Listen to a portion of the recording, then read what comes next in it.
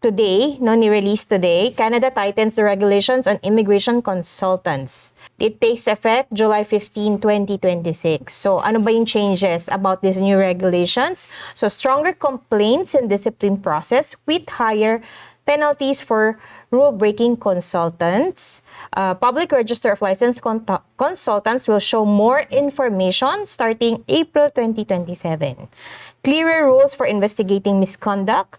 And then, Minister gains power to appoint someone to take over if the CICC board fails its duties, and guidance established for the compensation fund for victims of consultancy fraud. Medyo naghihigpit sila sa mga immigration consultants. And one thing na worth mentioning is merong way para maka-recover sila ng mga monetary damages.